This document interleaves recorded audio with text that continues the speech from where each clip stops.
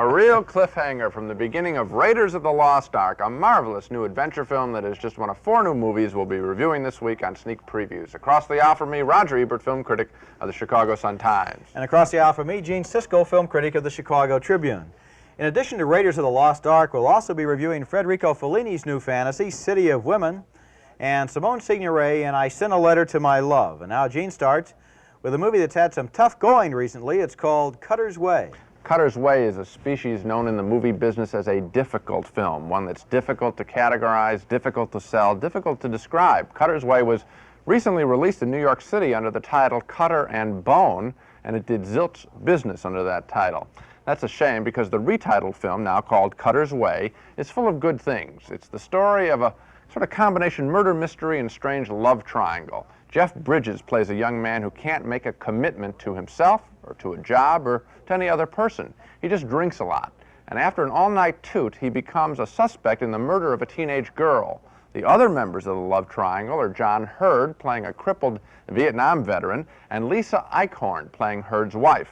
At a Mexican Day parade in Los Angeles, they spot a man who Jeff Bridges believes he saw at the scene of the crime, a powerful and wealthy Californian. Hey, look at the silver in that horse's mouth, huh? You think we can mug a horse? You think we can mug a palomino? Hey! Arrest me! Lock me up. Hey, kid. Gross. And now, representing Ford Industries. Hey, now we're getting down to it. Hardcore. Background. Breeding. Genealogy. Sociology. Rich. For an honest-to-God dynasty, you need family. What do you say, Mo?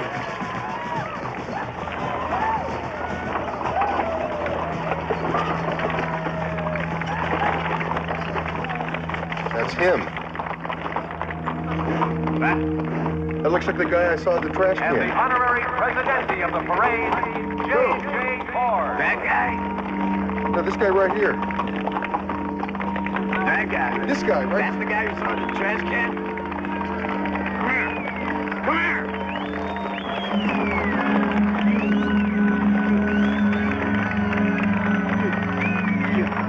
Excuse me very much. Excuse me a great deal. I'm very sorry, but excuse me. Get out of my way. Come on. Excuse me. Come here. You mean him?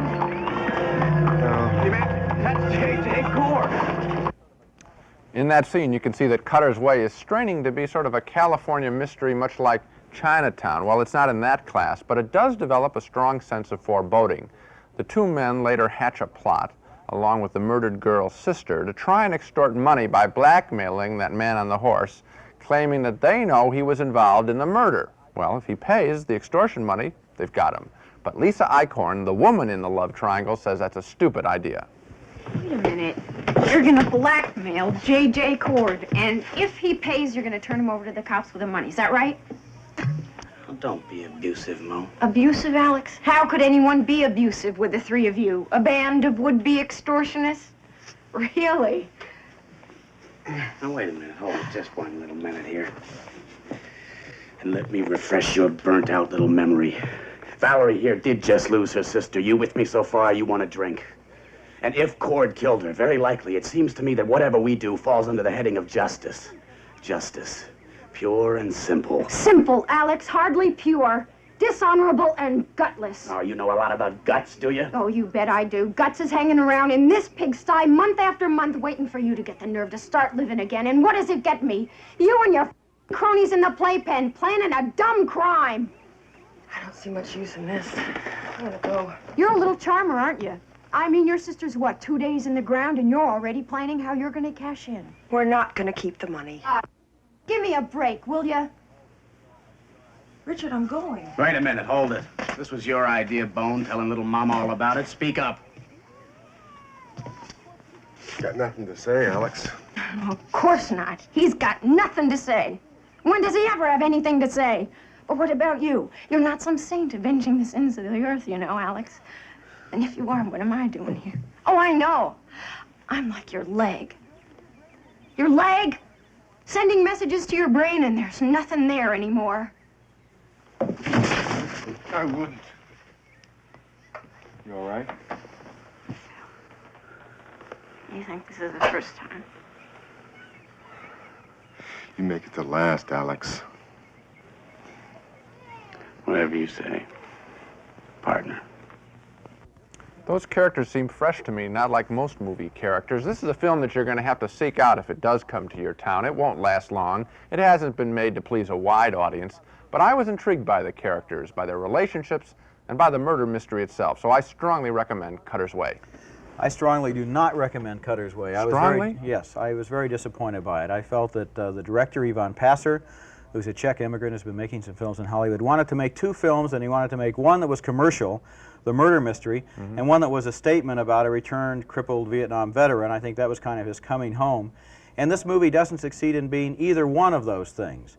It tries to develop the character on the one hand, and yet he's given all kinds of stick. He isn't given real three-dimensional characteristics that we can believe in.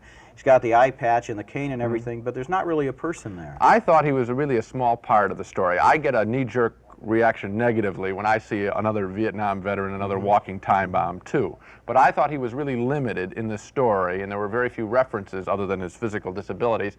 I got involved much more in the relationship of this one guy, the Jeff Bridges character, the drunk who couldn't commit to anybody, this woman who was sort of caught between two guys who she couldn't count on, and I really followed the murder mystery. I got excited about the story. Well, the mystery, I've been through that in a lot of thrillers I've read and seen on the screen, and as far as their relationship, I felt it was repetitive.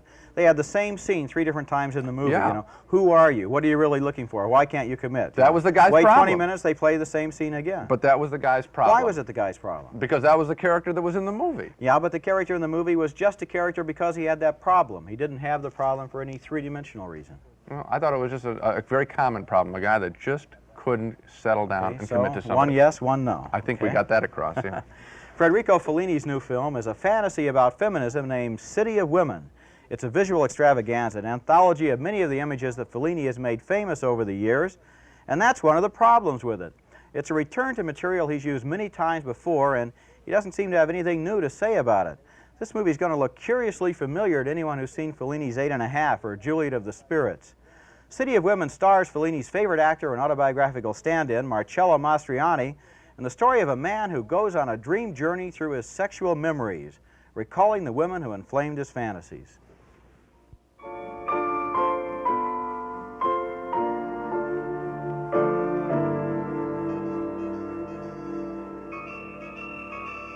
La rosina di Verrucchio è la prima a venir fuori dal mucchio.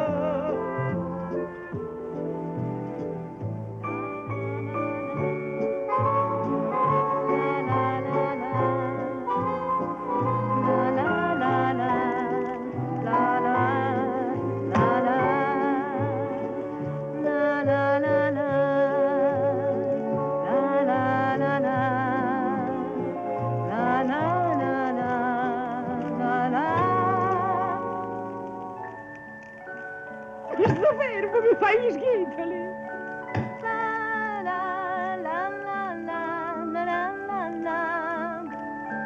Adesso chiamo la signora, ma cos'è sta roba? Io devo lavorare, sai. Cosa ti credi? Lo vuoi un bel schiaffone? A te dagme! Vieni qui. Quella bocchizia, ricordi ancora la pesivendola. Tira fuori là, tira fuori qua. Eccellente, gente! Guardate che peste! Chi mangia il mio peste fa l'amor fino a senz'anni! Un tuo ricordo del lei.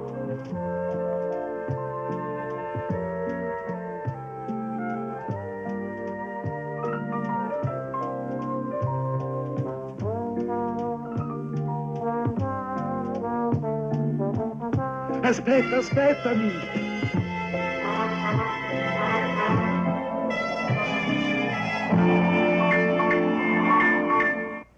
That roller coaster made out of lights is right out of Fellini's favorite fantasy. I don't think he's ever made a movie that didn't have the circus in it somewhere. But if you're a veteran Fellini watcher, it's easy to see Fellini borrowing there from himself. Marcello's descent down the slide or the roller coasters from one of the most famous moments in Juliet of the Spirits. The Woman on the Beach is right out of 8½, and those childhood memories remind us of Amarcord and other movies.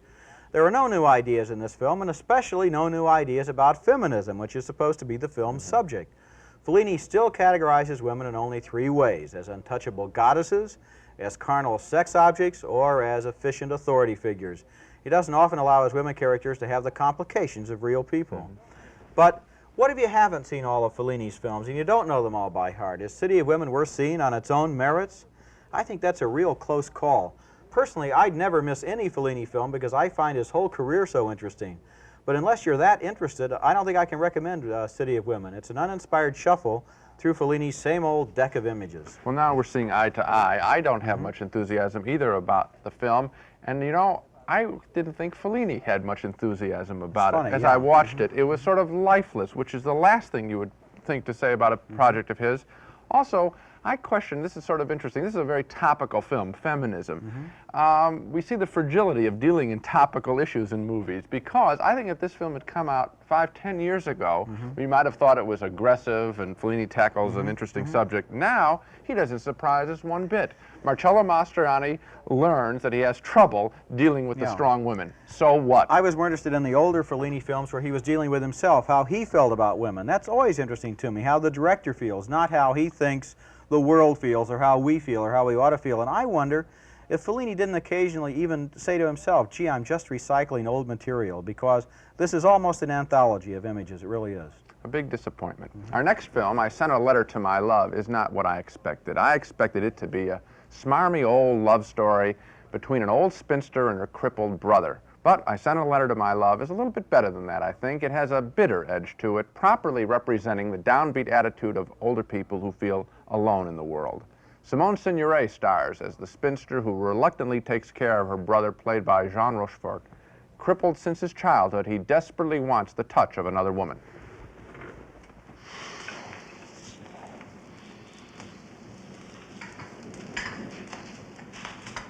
Ça va mal? Oui, non, enfin comme ça. Merci, tu es gentil. Louise. Viens voir, Louise, viens. Viens voir.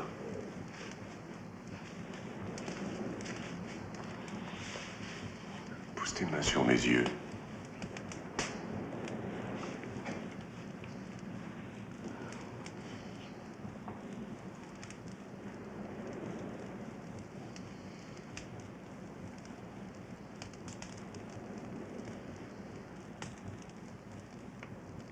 Et les mains douces.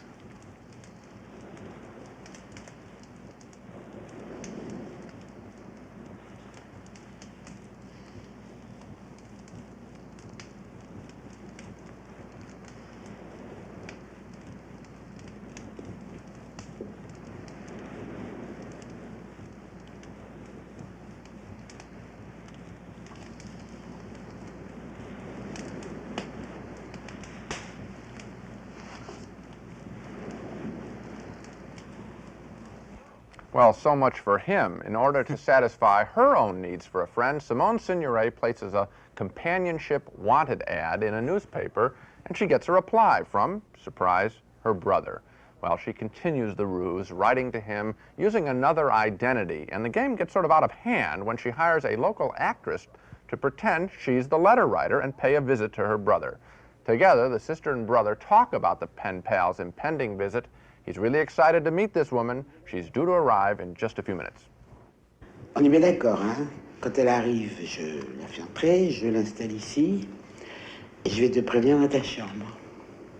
Puis moi, je m'en vais, discrètement, en silence. Oui. Oh, attends! Comme tu désires ne pas être dérangé, comment je vais savoir, moi, quand elle sera partie? Parce que je veux pas rester là, caché derrière la porte tout ce temps-là. Ah, ben... Je mettrai le balai devant la fenêtre de la cuisine. Qu'est-ce que t'en penses? Ah, très bonne idée.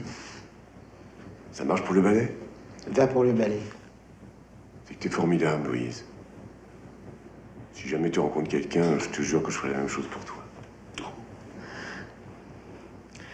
Tu sais, avec une vieille fille de mon genre, tu risques d'attendre très très longtemps avant que je mette des balais aux fenêtres. Mais regarde-moi, avec mon fauteuil, j'ai bien réussi à me placer, par correspondance même. Pour moi, un homme, c'est différent.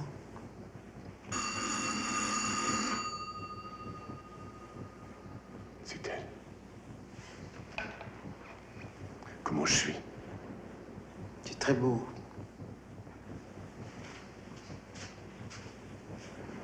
Louise, je souhaite ma bonne chance. Bonne chance.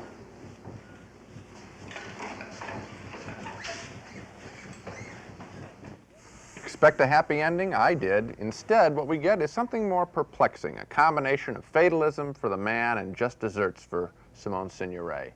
Within its own world of loneliness and resentment, I Sent a Letter to My Love is worth seeing. Well, here we have another complete disagreement. I hated this movie. Hate? I think so, yes. Strongly disliked it. It was smarmy, sentimental, it was corny, it was a soap opera.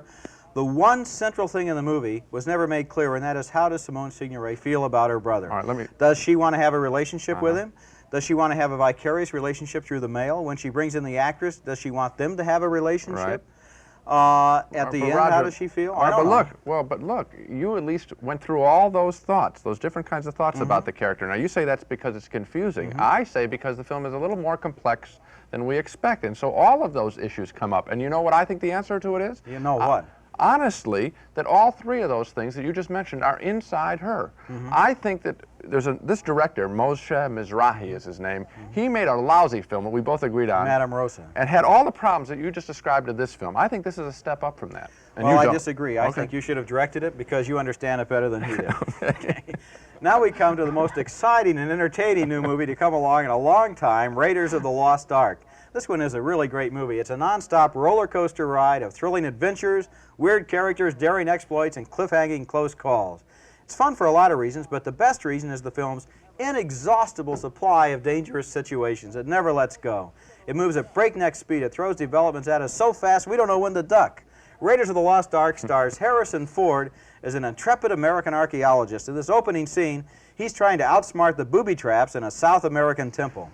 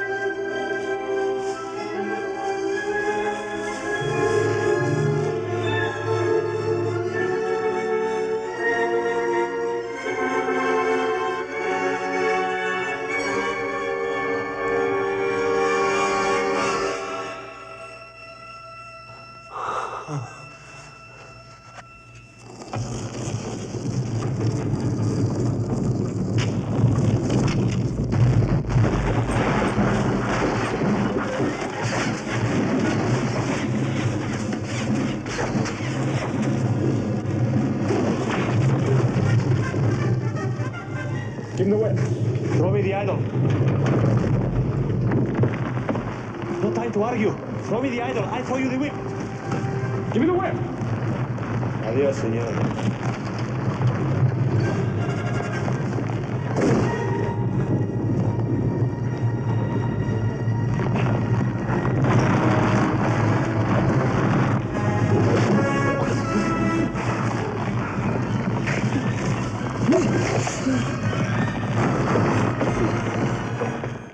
Now that's just the beginning while the film is getting warmed up. Later on he gets in some really tight situations that are really difficult. Harrison Ford plays a much different character here than he did in Star Wars. He's older, he's more ragged, he's more like Humphrey Bogart, and they give him the Bogart look with that hat and the three-day beard. He's right out of the Treasure of the Sierra Madre. His co-star in the movie is Karen Allen. She plays a tough, resourceful American woman who was once jilted by the heartless Harrison Ford, and her response to that was to move to Tibet, open a saloon, and have a drinking contest with the Sherpas. One day, some unexpected customers turn up, sadistic Nazis who want a golden medallion that holds the secret to the location of the Lost Ark.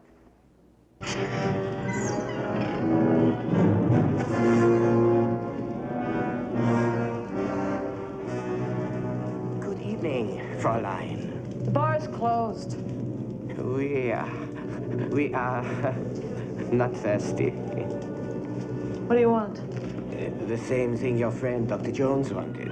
Surely he told you there would be other interested parties. It must have slipped his mind. The man is nefarious. I hope for your sake he has not yet acquired it. Why, are you willing to offer more? Oh, almost certainly. Do you still have it?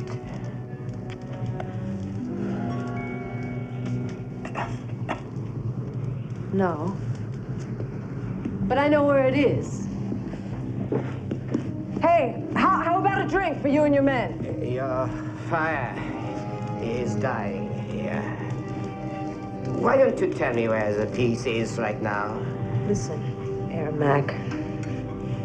I don't know what kind of people you're used to dealing with. But nobody tells me what to do in my place. Fräulein Ravenwood, let me show you what I am used to. Nick!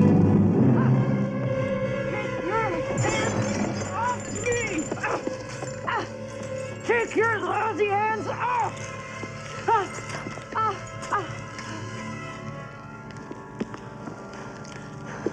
Wait, I can be reasonable. That time is past. You don't need that. Wait. I'll tell you everything. Yes, I know you will.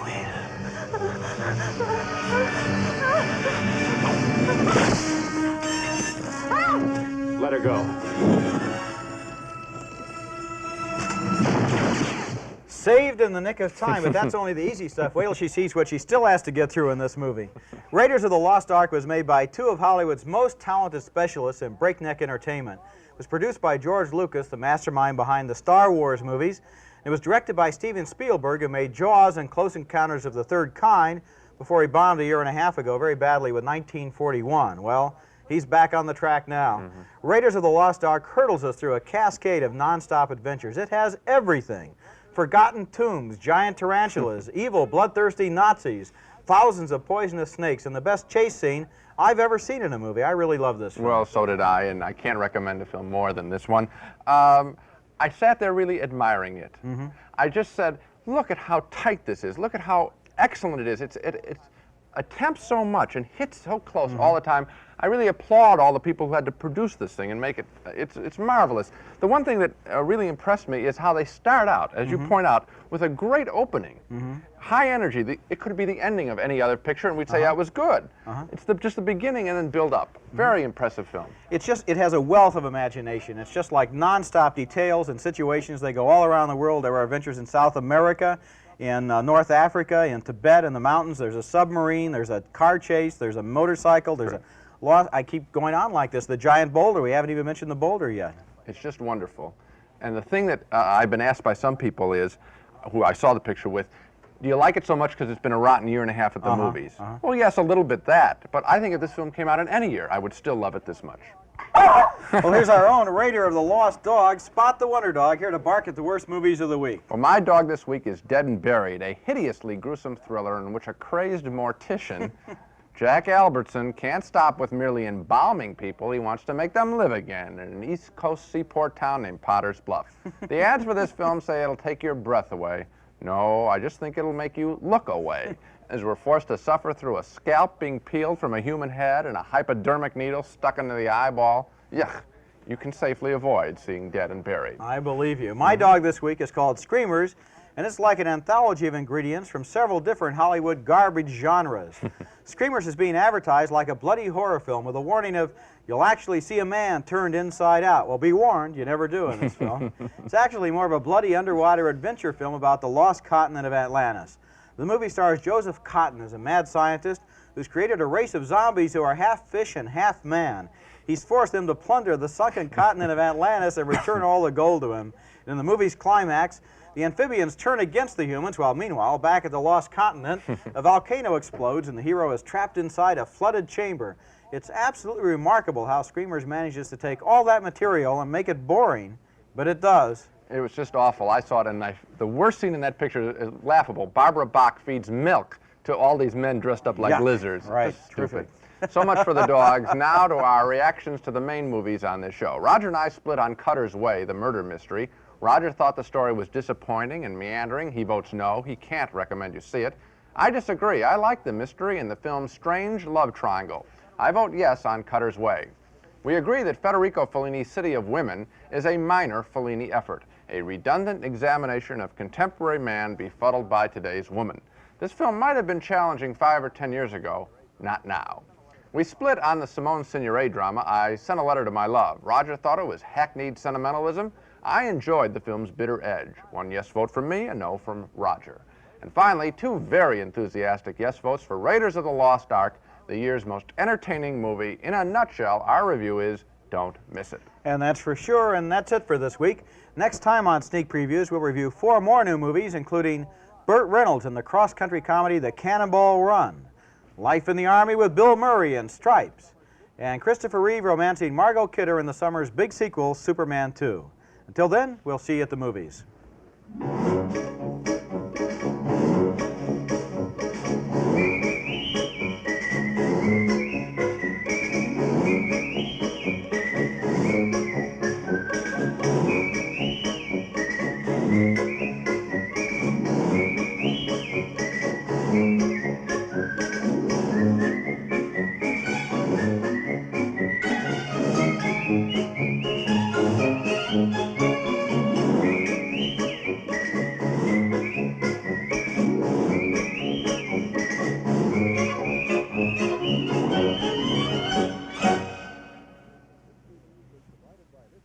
Funding for Sneak Previews was provided by this station and by other public television stations.